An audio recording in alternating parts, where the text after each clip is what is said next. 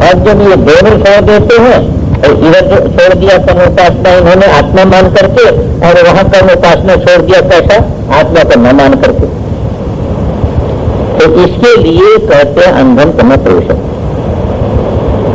तो अंधतम में जाते हैं कौन, कि जो शरीर आत्मवादी है, शरीर से भिन्न आत्मा के अस्तित्व को नहीं मानते हैं, वो तो अंधकार में जा ही रहे हैं।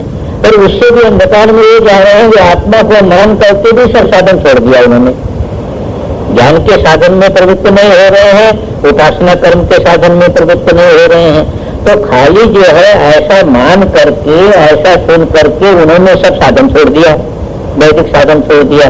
तो वो इनका तो कल्याण हो भी सकता है कबीर के बदले, और उनको तो ऐसा अभिमान है कि वह जो है कोई सत्संग भी नहीं करेंगे, कहीं जो है उनका कल्याण संभव होता है।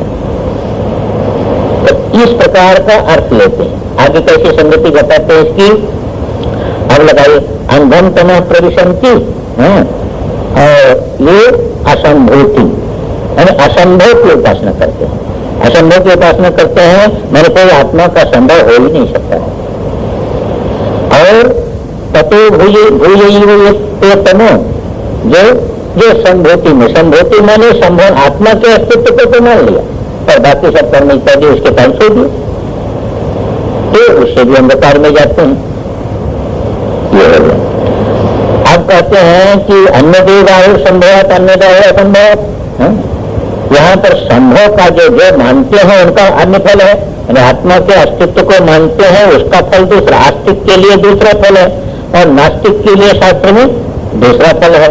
नास्तिक नरक इत्यादि में जाता है, इसके लिए दूसरा फल कहा गया है।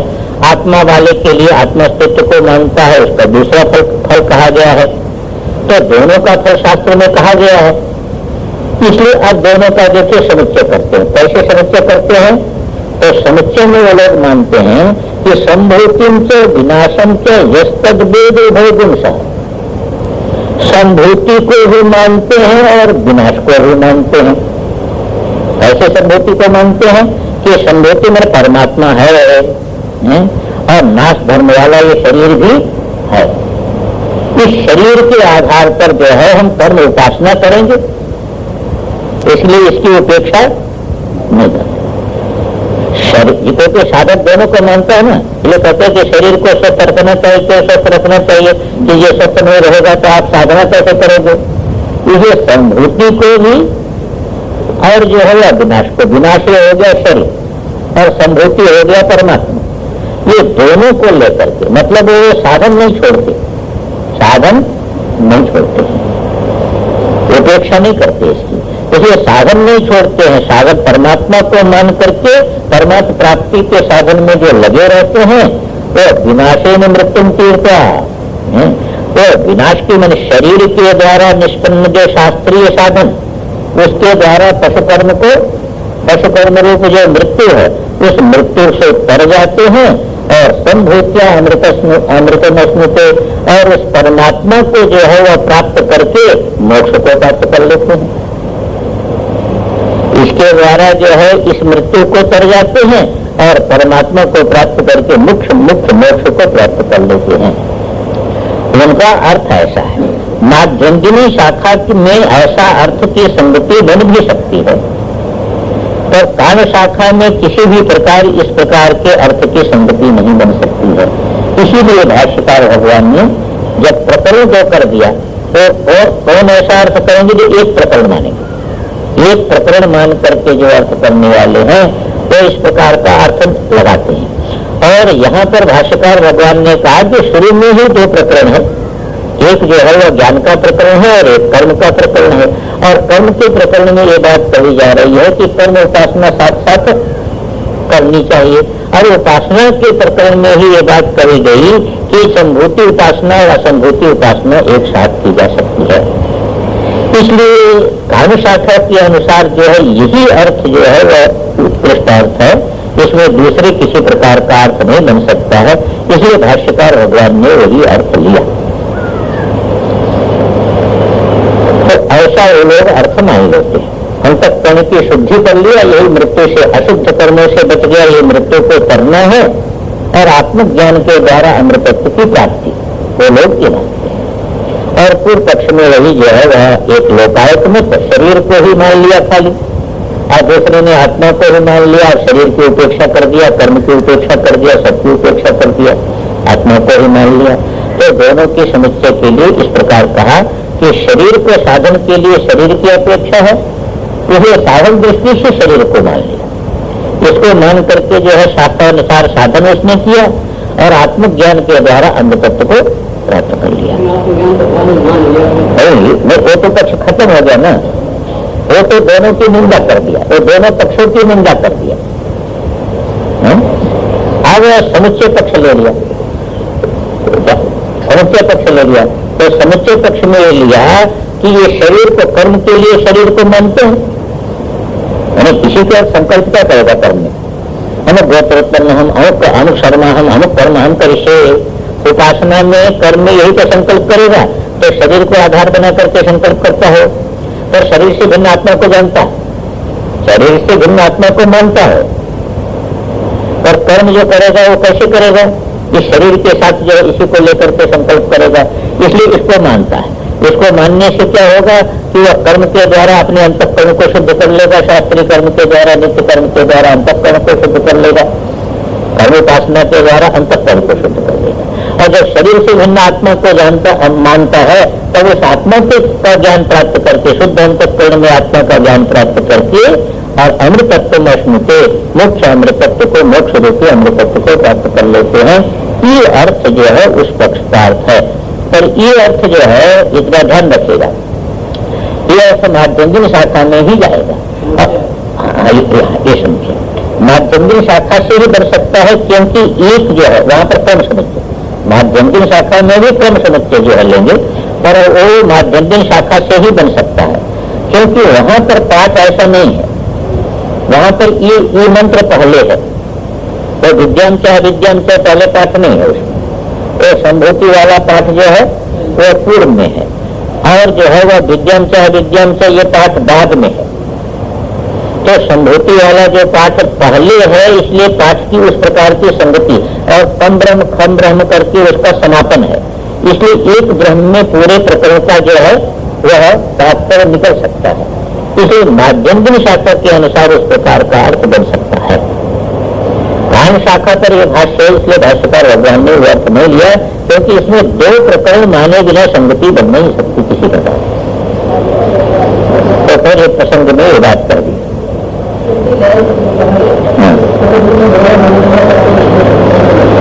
प्रकृति में लय होना भी अमृतत्व पौराणिक भाषा में माना गया है, वैसे सुषुप्ति में भी आप सुखानुभूति मानते हैं कि नहीं मानते? तो यह सुख अमृत है, अमृतत्व तो तीनों को माना है, हिरण्यगर्भ प्राप्ति को भी अमृतत्व माना है, तो माना है अमृतत्व को, वहां पर ऐश्वर्य इसलिए अमृतत्व माना है। तो लिखा था श्लोक में आप अमृतत्व ही भाष्यते असंप्लवात, वो जो ऐसा स्थान है कि जो जिनका जो है नाश जो है वह प्रलय पर्यंत नहीं होता, उसकी प्राप्ति अमृतत्व मानी गई। तो हिरण्यगर्भ प्राप्ति भी अमृतत्व मानते हैं, मुख्य अमृतत्व नहीं मानते। ऐसे प्रकृति लय को भी अमृतत्व मानते हैं, मुख्य अमृतत्व नहीं है, मुख्य अमृतत्व मोक्ष है। और अमृतत्व प्रयोग उसके लिए हो जाता है, जैसे आत्म शब्द का प्रयोग जो है कहीं शरीर के लिए हो जाता है। अब ये जैसे उपनिषद में आया कि नहीं, आत्मा, आत्मा का अर्थ क्या कर दिया शरीर, कहीं आत्मा का अर्थ मन हो जाएगा, कहीं आत्मा का अर्थ जीवात्मा हो जाएगा, कहीं आत्मा का अर्थ परमात्मा शुद्ध। तो इस प्रकार जैसा प्रसंग है उसी के अनुसार उसका अर्थ होता है। तो यहाँ उपासना कांड में अमृतत्व जो है वह हिरण्यगर्भ प्राप्ति, ये भी अमृतत्व है, प्रकृति लय ये भी अमृतत्व है। संभूति का दो प्रकार का अर्थ हो गया, संभूति का अर्थ दो हो गया ना, पहले में तो क्या संभूति का अर्थ हो गया, दूसरे पक्ष में क्या है संभूति का अर्थ, संभूति का अर्थ जो है वह संभव यानी आत्मा है, शरीर आदि से भिन्न आत्मा है, ये पक्ष हो गया संभूति का। और जो है वह असंभूति क्या हो गया, है नहीं, आत्मा है ही नहीं। अब जो असंभूति वहां कहा था उसी का अर्थ यहाँ पर क्या ले लिया, विनाश। इस अर्थ में क्या होगा कि विनाश हो गया किसका? असंभूति का। जो असंभूति पक्ष था उसका अर्थ विनाश हो गया। तो विनाशे न मृत्यु तीर्थ है ना, मैंने आत्मा शरीर से भिन्न आत्मा नहीं है, ये तो असंभूति पक्ष है। शरीर से भिन्न आत्मा नहीं है, ये असंभूति पक्ष है। और शरीर से भिन्न आत्मा है, ये संभूति पक्ष है। दोनों की निंदा क्यों किया कि जो शरीर से भिन्न आत्मा जो है वह शरीर से भिन्न आत्मा नहीं मानते, ऐसे चारवाक इत्यादि तो अंधकार में जाते ही हैं। पर जो शरीर से भिन्न आत्मा को मान करके शरीर संबंधी साधनों की उपेक्षा कर देते हैं वो उसे भी अंधकार में जाते हैं, क्योंकि फल की प्राप्ति उनको नहीं होती। इस दृष्टि से निंदा कर दिया। और समुच्चय क्या किया? समुच्चय ये किया कि शरीर को साधन रूप से शरीर को माने, तो विनाशे में मृत्यु तीर्थ।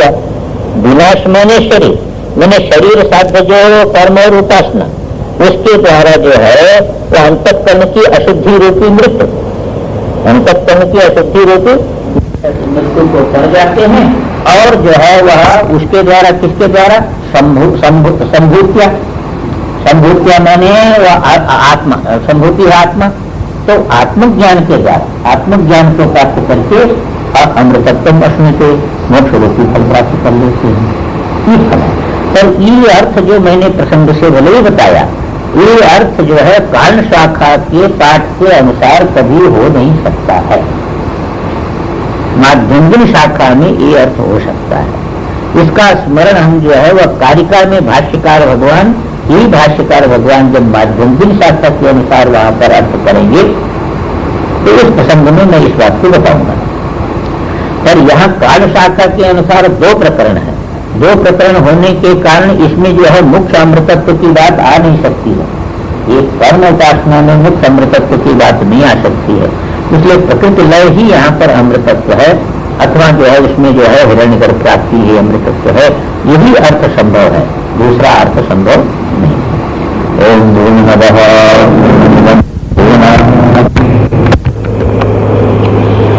तो यहाँ तक हम लोगों ने देखा कि पहले तो प्रथम मंत्र में कहा गया जो ज्ञान का प्रकरण उसको लेकर के उपसंहार कर दिया फल का, फिर कर्म प्रकरण को उठाए उसको लेकर के यहाँ पर कर्म और उपासना का समुच्चय, और उपासना में भी कार्य ब्रह्मोपासना और कारण ब्रह्मोपासना का समुच्चय ये बता दिया। अब इसी का भाष्यकार भगवान संक्षेप में इसका थोड़ा विचार करते हैं। इसी को आनंद देव लिखते हैं, विस्तरेण उत्तम अर्थ जातम संक्षिप्त उपसंहरति। यहीं से करेंगे ना, विस्तार से जो है कहा गया जो अर्थ है उसको संक्षेप में उपसंहार करते हैं। तो मानुष दैव वित्त साध्यम फलम शास्त्र लक्षणम चतुर्थ लयांतम। उसने कहा था ना वित्तम में सत कर्म कुर्वीय। तो वित्त दो प्रकार का होता है, एक मानुष वित्त होता है, एक दैव वित्त होता है।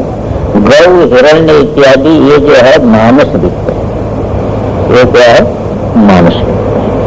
और देवता विषय जो ज्ञान है उपासनार्थ ये है दैव वित्त, क्योंकि उसी के आधार पर उपासना होती है। तो मानुष वित्त और दैव वित्त के द्वारा साध्य फल क्या है? मानुष वित्त से कर्म करेगा और कर्म करेगा तो उसका फल स्वर्ग प्राप्त होगा, और दैव वित्त से उपासना करेगा उसका फल जो है वह देवलोक इत्यादि की प्राप्ति होगी। ये कहाँ तक उत्कृष्ट फल है? प्रकृति लयांतम, कारण में लय हो जाना, यह सबसे उत्कृष्ट फल हो गया। ऐश्वर्य की दृष्टि से तो हिरण्यगर्भ सबसे उत्कृष्ट फल है, पर तत्व की दृष्टि से जो है वह कारण जो है वो उत्कृष्ट फल है। तो इसी को कहा कि शास्त्र लक्षणम प्रकृति लयांतम फलम। अब ये शास्त्र के द्वारा ये दृष्ट तो नहीं है ना, शास्त्र के द्वारा जो है वह कहा गया जो फल कौन है? प्रकृति लयांतम। प्रकृति लय का मतलब कल भी हमने बताया था, इसलिए बहुत साधारण रूप में बता दिया था कि जैसे प्रत्येक व्यक्ति एक जो है विषयजन्य भोग का अभिलाषी रहता है, ऐश्वर्य का अभिलाषी है, और इसके साथ साथ सुसुप्ति का भी, सुसुप्त सुख का भी अभिलाषी है, ये देखा जाए। क्योंकि सोने का जो उसका सुख है वो अलग प्रकार का ही है, और उसकी पूर्ति जो है वह बाहर से नहीं हो सकती। इससे एक अनुमान होता है समष्टि में कि बाहर जो विषय भोग है इसकी उत्कृष्टता कहाँ तक है, ब्रह्मलोक तक। इससे उत्कृष्ट तो है नहीं कोई भोग, ये स्वर्ग पर है, पितृलोक स्वर्ग है। तो ये जो है ब्रह्मलोक पर्यंत जो है वह उसकी उत्कृष्टता है। लेकिन इसके आगे एक प्रकृति लय उपासना भी जो है, उपासक जो है ब्रह्मलोक जाएगा, और प्रकृति लय के लिए भी जो है उपासना साधन पुराणों में जो है शास्त्रों में देखे जाते हैं कि प्रकृति लय प्राप्ति की अभिलाषा हो उसमें, कि भाई ऐश्वर्य हम नहीं चाहते, पर प्रकृति लय जो है वह कारण भाव को हम प्राप्त करना चाहते हैं। तो ऐसी जो उपासना है उसका फल क्या होगा कि ईश्वर भाव प्राप्ति, सीधे है ईश्वर भाव प्राप्ति। पर यह पूर्ण मोक्ष इसलिए नहीं माना जाता है कि यह सविशेष की प्राप्ति है। क्या है? सविशेष की प्राप्ति है, निर्विशेष की प्राप्ति नहीं। विशेष जब निकल जाएगा, जब जो है विशेष कब निकलेगा कि जब विशेष का निर्विशेष का ज्ञान होगा तब विशेष निकलेगा, और निर्विशेष के ज्ञान बिना तो नहीं निकलेगा। तो वहां की स्थिति आप ऐसे समझ लीजिए कि जैसे आप यहाँ पर एक अनुभव करिए कि एक योगी जो है वो ज्ञानी नहीं है, अंतःकरण के वृत्ति को लय कर लेता है। तो लय अवस्था में एक प्रकार का आनंद की अनुभूति होती है, आनंद रसानुभूति होती है, और वो लयाभ्यासी है। वो क्या है? लयाभ्यासी है। और लय का जो आनंद है वो मामूली आनंद नहीं है, तो बाहर का सारी चीजें उसके सामने फीकी हो जाए। तो वो जो है मान लीजिए कि इस भूमिका में रहते उसी आनंद की चिंतन में अभिलाषा में वो उसका जीवन चल रहा है, साधना चल रही है। तो उसका शरीर छूटेगा तो क्या प्राप्त करेगा? हाँ, प्रकृति लय चलता है। हाँ, उसमें दर्शन भाई चित्त वृत्ति निरोध में भी क्या है कि कई स्थितियां हैं। चित्त वृत्ति निरोध में जहां पर जो है वह पुरुष तत्व रूप जो है वह प्राकृति जो है वहां पर दूसरी स्थिति है। और जहां पर जो है वह, क्योंकि वो जब आप योग दर्शन में देखेंगे ना, तो वो जो समाज में जो स्थितियां हैं उन स्थितियों में प्रकृति लय है। तो प्रकृति लय भाव में उसका शरीर यदि छूट जाएगा यहीं पर, तो प्रकृति लय को तो उसको प्राप्त करना है। पर उसको प्रकृति लय भाव जो है वह इसी प्रकार का भाव है कि जैसे ईश्वर तत्व अव्यकृतात्मा है ना, ईश्वर तत्व क्या है? अव्यकृतात्मा।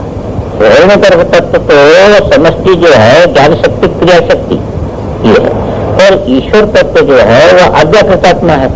तो अव्यकृतात्मा है तो अव्यकृत दशा में सारी के सारे जो है ज्ञान शक्ति क्रिया शक्ति, पर वो अभिव्यक्त नहीं है। तो इस ईश्वर दशा का जो सुख है वो सुख उसको प्राप्त होगा इसी स्थिति में रहे।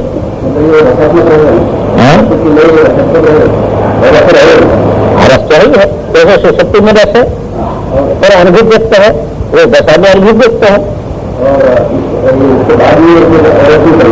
तो उसके बाद में रस निकल जाएगा इसका विचार नहीं है। इसमें दो प्रकार की स्थितियां हैं, क्योंकि वहां पर कोई प्रयास तो बन नहीं सकता है, प्रयास तो बन नहीं सकता है। पर स्वाभाविक ईश्वर भाव में जाकर के और वहां जैसे हिरण्य गर्भ पद को प्राप्त करके वहां ज्ञान हो करके मुक्त हो जाता है व्यक्ति, तो वहां पर फिर विजय मुक्त हो गया। इसी प्रकार जो है प्रकृति लय वाला मुक्त होता है, निर्विशेष भाव को प्राप्त होता है कि नहीं प्राप्त होता है।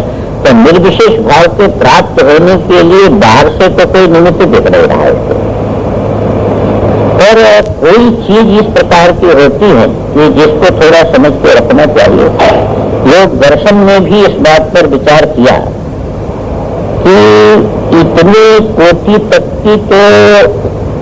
की भावना जो है वह प्रयत्न साध्य, और उसके बाद प्रयत्न साध्य नहीं होता,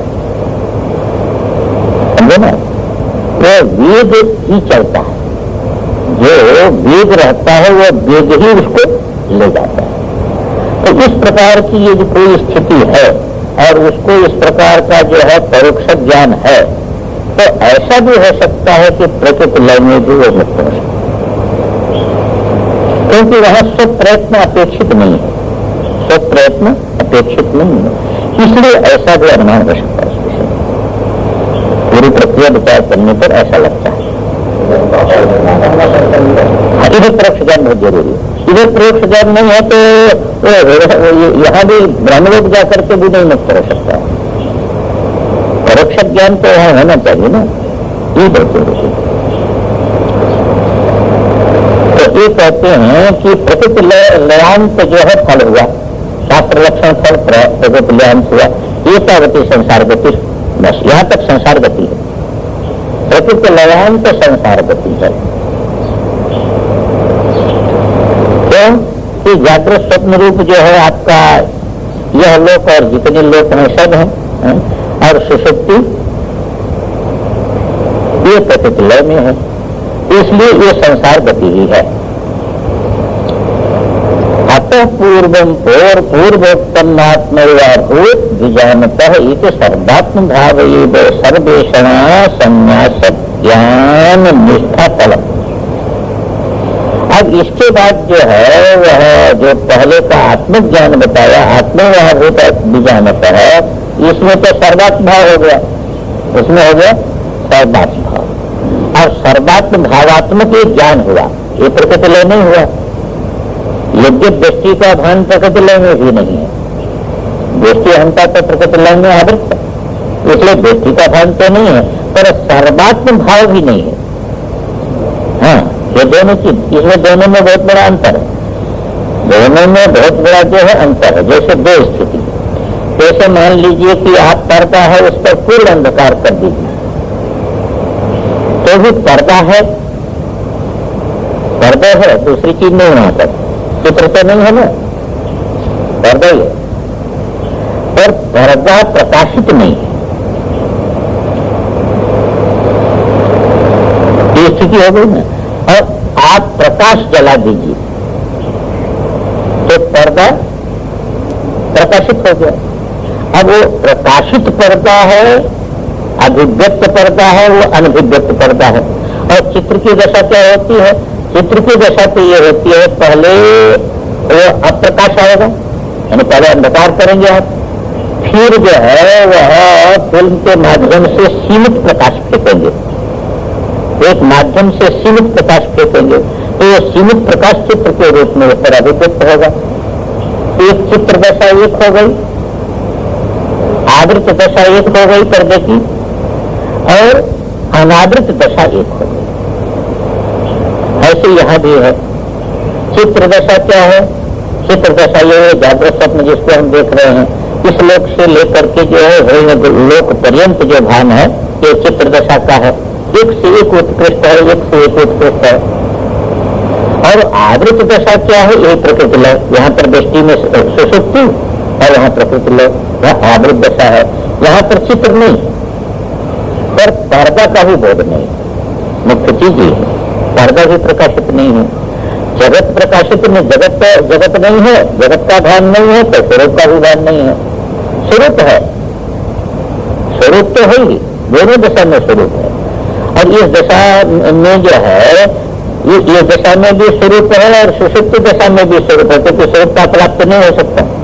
इसलिए तुरीय का जहाँ आया मानवृत्त में जो कहा ना, पद्धति अनेन इतिपात और पद्धति इतिपात, तो अंत में ये निर्धारित किया कि तुरीय पर ही ये जागृत स्वप्न जो है कल्पित है। जागृत स्वप्न तुरीय पर ही कल्पित है, जागृत स्वप्न भी कल्पित है, सुषुप्ति भी कल्पित है। तो सुषुप्ति में केवल आवरण वृत्ति है और जागृत स्वप्न में आवरण विक्षेप दोनों वृत्ति है। तो प्रकृति लय में इतने हैं कि प्रकृति लय में प्रकाशित नहीं है, विक्षेप भी नहीं है। तो अतपूर्व पूर्व तो ये आत्मभूत बीजानता, यहाँ पर देखिए प्रकाश है। सर्वात्म भाव की प्राप्ति हुई, सर्वात्म भाव एव सर्वेषणा संन्यास ज्ञान निष्ठा फलम, एक इसका फल है।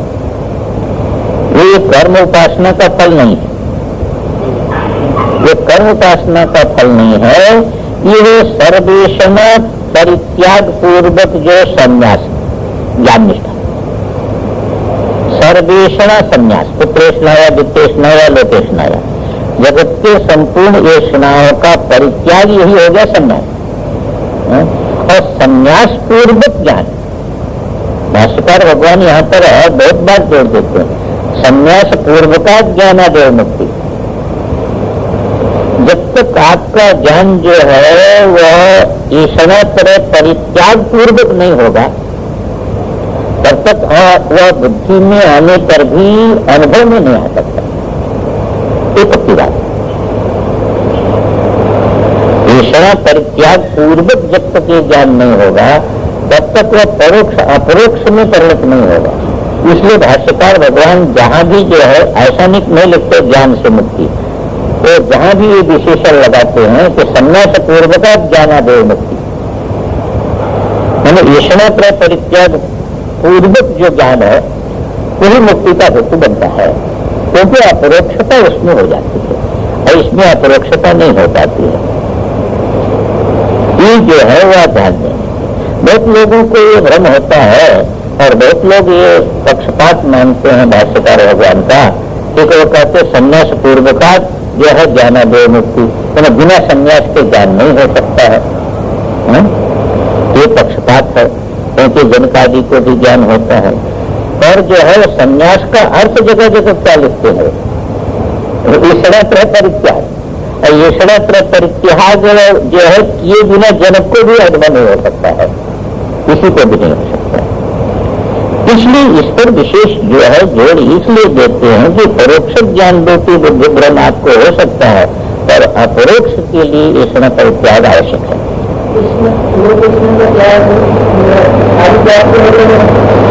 त्याग का मतलब क्या होता है? ग्रहण होता है मन में और त्याग होता है मन में, समझे ना? मनुष्य मन में त्याग होगा, त्याग तो मन में। बाहर का जो त्याग किया जाता है वो मन के त्याग के लिए किया जाता है, और बाहर का त्याग यदि मन के त्याग में सहयोगी नहीं बना तो बाहर के त्याग का क्या फल होगा? बाहर के त्याग में एक तपस्या बनेगी, उस तपस्या का फल होगा। यदि तपस्या बनती है तो तपस्या का फल होगा। बाहर का त्याग हम क्यों करते हैं? अरे भाई घर छोड़ करके आए, क्यों आए? घर मन से निकल जाए। और मन में जो है जगत की कोई भी घर जो है वह मन में अपने न बैठ जाए ममत्व करके, इसीलिए तो घर त्याग किया गया है। घर त्याग क्यों किया जाता है? घर त्याग इसीलिए किया जाता है। पूर्व ममत्व क्यों त्याग किए? इसलिए त्याग किए कि पूर्व ममत्व का त्याग हो गया, तो मन में न रह जाए। ऐसा नहीं कि सन्यासी बनने पर मन में रह जाए कि हमारा भाई मर गया तो दुख होने लगा। तो अब जो है वह पूर्व संबंध मन से यदि नहीं त्याग हुआ तो त्याग कहाँ हुआ? फिर तो उसको अवसर आने पर वहां जाके मुकदमा लड़के अपनी खेती भी अलग करा सकता है कभी। तो संबंध मन का बना हुआ है, तो मन का परिवार से संबंध बना है तो संपत्ति से भी संबंध बन सकता है, ऐसा कर सकता है।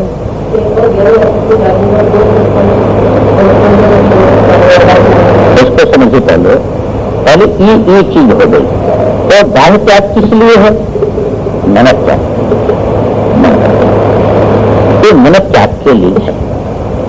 कभी अच्छा, फिर उसके बाद देखिए कि जब मन से त्याग होगा ना तो दो प्रकार की सावधानी इसमें अपेक्षित होती है। एक तो वह मन से संबंध न बना रहे उसी प्रकार का, एक हो गया। दूसरे नया घर कोई मन में न जगह कर ले, पुत्र की जगह शिष्य ही घर कर ले मन में, तो जो है वो घर कर लिया तो फिर मन तो फिर दृष्टि से बैठ जाता है। तो इसलिए सावधानी, इधर नए संबंध के विषय में सावधानी और पुराना संबंध मन से सर्वथा निकल जाए, ये दो चीज हो गई ना।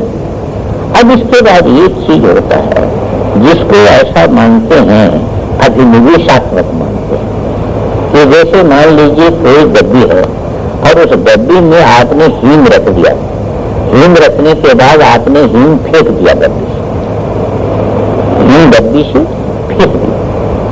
तो हींग डब्बी से फेंक दिया तो फेंकने के बाद भी क्या है कि उसकी गंध तो धोने पर भी जल्दी नहीं जाती, अभिनिविष्टता रहती है। एक प्रकार का रस है, एक प्रकार का रस है। तो ये जो है वह पर ये जो है वह इतना तगड़ा नहीं है, ये तगड़ा नहीं है, और ये जड़ है इतनी। इसीलिए कहा विषयाभिनिवर्तत्व निराहार से देना रसवर्ग रसोत्य से परम दृष्टि निवर्तन। अब इसको क्या कहेगा कि ऐसी स्थिति में इसको निरंतर तत्वबोध के लिए प्रयास करना चाहिए, नहीं तो जड़ रहने से फिर जो है उसमें कंसा फूट सकता है। तो निरंतर ये जो तत्वबोध के लिए लगा रहेगा तो निश्चित जो है वह तत्व साक्षात्कार कर लेगा और तत्व साक्षात्कार से रस को विभक्ति हो जाती है। ये शास्त्रीय जो है प्रक्रिया है। तो साधक को इस विषय में सावधान रहना अपेक्षित होता है। शास्त्र तो बिल्कुल इतना स्पष्ट है और कहीं पक्षपात का तो नहीं, शास्त्र में पक्षपात की दृष्टि से तो कोई भी चीज हो ही नहीं सकती। कभी स्वप्न में भी नहीं सोचा जा सकता कि शास्त्र भी पक्षपात करता है। और जी अल्पज्ञ होता है इसको तो जो है माता पिता गुरु सभी में पक्षपात दिखने लगता है। भाई अपने मन का न हो तो पक्षपात हो गया, अपने मन का न हो तो पक्षपात हो गया, और ऐसा नहीं होता है। जो महान होते हैं उनके जो है उनके भाव को हम लोग समझ नहीं पाते। हमने जीवन में बहुत बार अनुभव किया है, बहुत बार अनुभव किया है कि महापुरुषों की कोई बात जो है एक समय में अनुचित मालूम होती है, और जब जो है आगे चल करके पता लगता है कि वस्तुतः जो है वह बात उनकी महानता के कारण थी और हमारे संकोच के कारण उसमें अनुचित मालूम हुआ, और उनकी महानता के कारण वह बात वैसी थी, इसलिए इसमें जटिलता होती है। इसलिए साधक को अपने मन को हमेशा जो है सफलता रहना चाहिए और उसका उपाय करते रहना चाहिए। तो अतः परम पूर्वम आत्म जो है आत्म अभूत विजानता है कि सर्वात्म भाव सर्वेषणा संन्यास ज्ञान निष्ठा फलम एवं दो प्रकार है। इसलिए वेदार्थ दो प्रकार का हो गया ना, दो अधिकारी हो गए, दो अधिकारी हो गए। एक तो ये अधिकारी हो गए जिसका वर्णन अभी समाप्त हुआ है कल के प्रकरण में, और एक पहला जो कहा गया था ये सड़ा परित्याग वाला, तो इसको कहा द्वित प्रकार प्रवृत्ति निवृत्ति लक्षणों वेदार्थ अत्र प्रकाशित है। प्रवृत्ति लक्षण वेदार्थ, निवृत्ति लक्षण वेदार्थ। एक का प्रवृत्ति धर्म वाला जो है वह अधिकारी है और एक को निवृत्ति धर्म वाला अधिकारी है। एक जो है संसार को अभी चाहता है, उसके लिए कर्म उपासना का विधान है, और एक जो है केवल मोक्ष चाहता है तो निवृत्ति अधिकारी है। ऐसे दो प्रकार का वेदार्थ इसीलिए है अधिकारी है, ये प्रकार पर प्रकाशित है। गीता में भी दो विभाग किया, गीता में भी दो विभाग किया। तत्र प्रवृत्ति लक्षण से वेदार्थ से विधि प्रतिषेध लक्षण से कृष्ण से प्रकाशन में प्रवर्गांतम ब्राह्मणम चतुर्थम। अब प्रवृत्ति लक्षण जो वेदार्थ है वो विधि प्रतिषेध लक्षण है ना, कर्म में भी विधि है, उपासना में भी विधि है, और नियमों का प्रतिषेध है, ये करना चाहिए नहीं करना चाहिए, तो प्रतिषेध शास्त्र है। ये संपूर्ण का प्रकाशन जो है वह कहाँ तक है? प्रवर्गांतम ब्राह्मणम उपयुक्तम। जो वृहदारण्यक है इसका जो 2 अध्याय पहले का है, अष्टाध्याय का जो 2 अध्याय है वो प्रवर्ग जो है वो प्रवर्गांत जो है वो दूसरा अध्याय, वहां तक का जो ब्राह्मण है वो उसके लिए उपयुक्त है। उसमें कर्म और उपासना, कर्म शेष कुछ है और उपासना इसकी बात कही गई है। ऐसा है कि वह प्रवर्ग एक प्रकरण है, उसमें बृहदारण्यक 8 अध्याय का है। 8 अध्याय में 2 अध्याय, जो दूसरा अध्याय है जिसमें प्रवर्ग प्रकरण अंतिम है, तो वहां तक जो है वहां तक जो है वह भाष्य नहीं है, तीसरे अध्याय से उपनिषद माना जाता है। तो 2 अध्याय को भाष्य क्यों नहीं किया भाष्यकार भगवान ने, कि वहां तक का जो प्रकरण है वह कर्म उपासना परक प्रकरण है, जिसका फल क्या है, प्रकृतिलयान्त फल है। उसका अधिकारी कौन है, उसका अधिकारी उस प्रकार की इच्छा रखने वाला है। तो प्रवर्ज्ञान्त जो ब्राह्मण है, ये ब्राह्मण जो है उसके विधि प्रतिषेध लक्षण कृष्ण से प्रकाश में उपयुक्तम। तो प्रवर्ग एक कर्म विशेष है और उस कर्म विशेष की संज्ञा है प्रवर्ग। तो मंत्र आप चाहेंगे तो हम लिखा देंगे।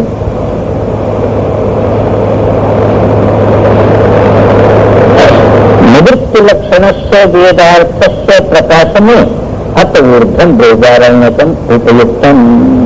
और निवृत्ति लक्षण जो वेदार्थ है उसके प्रकाशन में प्रवर्ग प्रकरण के बाद का जो 6 अध्याय, तृतीय अध्याय से 8वें अध्याय तक, ये जो 6 अध्याय है ये जो है वह निवृत्ति लक्षण वेदार्थ के प्रकाशन में उसके बाद का मैंने तीसरे अध्याय से 8वें अध्याय पर्यंत यह वेदारण्य को उपयुक्त है।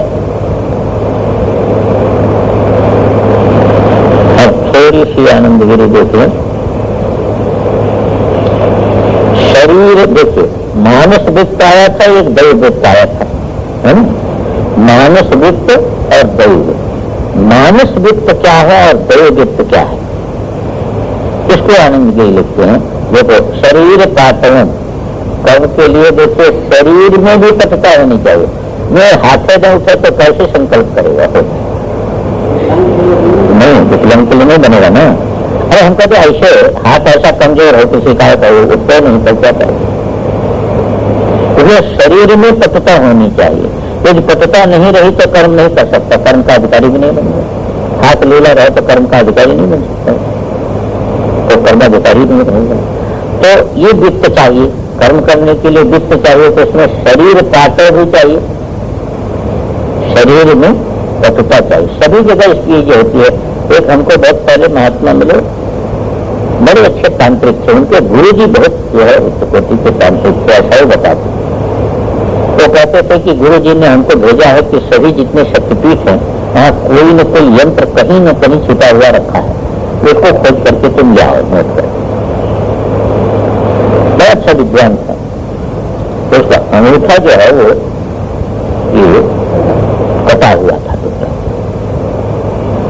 तो हमने कहा कि जो है वो गुरु जी ने जब देखा कि ये सकाम उपासना में जो है तंत्रों में विशेष रूप में लग जाएगा, तो एक दिन क्या क्या काट जाने थे, और अधिकारी नहीं रहना।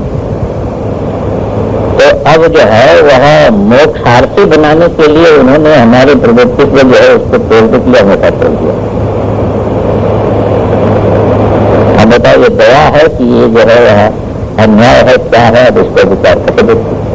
कहा जब उन्होंने देखा कि मेरा मन बहुत उसी में जाता है कि ये अनुष्ठान करके मेरी सिद्धि प्राप्त करूंगा, ये अनुष्ठान करके सिद्धि प्राप्त करूंगा, ये अनुष्ठान करके सिद्धि, तो वह तोड़ दिया, कह दिया कि अब तुमको जो है सिद्धि नहीं हो सकती, अनधिकारी हो जाते। कर्म है वो कर्म विशेष है, और कर्म विशेष है तो उसमें अनधिकारी हो जाते हैं, समझ में ऐसी विलक्षण होती है। अपने महाराज एक बात कहा करते थे,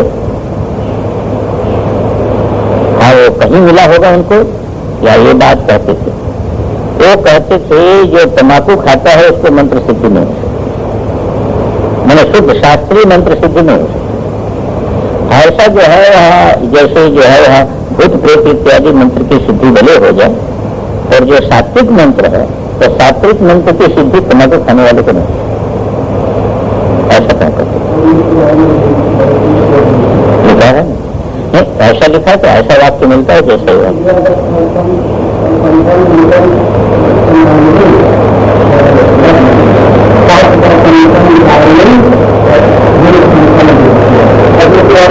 और वो तो अलग है, वो ये बात कई बार कहती थी,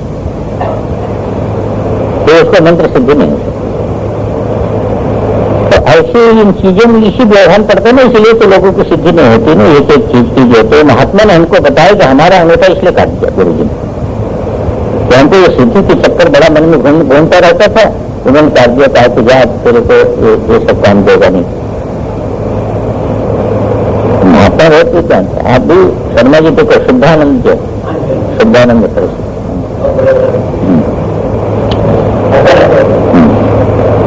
तो ये कहा कि ये जो द्विज प्रतिषेध लक्षण कृष्ण से प्रकाश में प्रवर्धनते ब्राह्मणों को उत्तम और निवृत्त लक्षण से जो वेदार्थ से प्रकाश में अतिविधम उत्तम। अब जो आनंदगिरी इसी बात को कह रहे हैं, शरीर पाटन एक हो गया, गौ भू हिरण्यादि साधन संपत्ति, गौ भूमि सोना आदि, ये जो है वह यही संपत्ति अपने यहाँ थी। मुख्य रूप में गौ संपत्ति होती थी, भूमि संपत्ति है, हिरण्यादि संपत्ति है। ये मानस वित्त है, इसका नाम होता है मानस वित्त।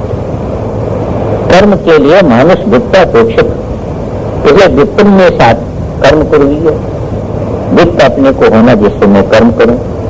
और उपासना के लिए एक हो गया मानसम वित्तम, दैवम वित्तम देवता ज्ञानम। दैव वित्त है देवता ज्ञान, इतना ये निर्धारित कर लीजिए। देवता ज्ञान बिना आप देवता को उपासना नहीं कर सकते। और वस्तुतः देवता ज्ञान जिस प्रकार का होगा उसी प्रकार की तो आपकी उपासना बनेगी। आज भी ज्ञान अनजान में रामोपासक 1000 हो सकते हैं, पर सभी एक देवता की उपासना नहीं कर रहे हैं, क्योंकि राम के विषय में जो उनके अंदर ज्ञान है, तो जो ज्ञान होगा वही तो स्वरूप उनके सामने रहेगा देवता का। और वही स्वरूप देवता का सामने रहेगा, तो जो स्वरूप देवता का हमारी बुद्धि के सामने है, उसी को आधार बना करके तो हम उपासना करेंगे। इसलिए इसे ज्ञान शब्द का ही प्रयोग उपासना के लिए बारंबार सब जगह जो है उपनिषदों में आता है। तो दैवम वित्तम हो गया देवता ज्ञान, उत्तर ग्रंथ से संबंध अभिभूत हुआ अर्थ विशेषण अनुभवती। अब उत्तर ग्रंथ के संबंध के विधि के लिए ये अर्थ विशेष का अनुवाद करते हैं कि तत्र निषेधाद श्मशानांतम कर्म कुर्वन् विधिविषेद्यो विद्यया सह अतर ब्रह्म विद्यया तदुत्तम। अपने संस्कार कहे गए, संस्कार गर्भाधान से लेकर के श्मशान पर्यंत संस्कार चलते हैं। गर्भाधान से लेकर के अपने यहाँ जो संस्कारित जीवन है, शास्त्रीय जीवन है, इसमें संस्कार ही संस्कार। जन्म लेने के पहले 3 संस्कार हो जाते हैं, फिर जो है वह दूसरे जन्म लेते संस्कार शुरू हो जाते।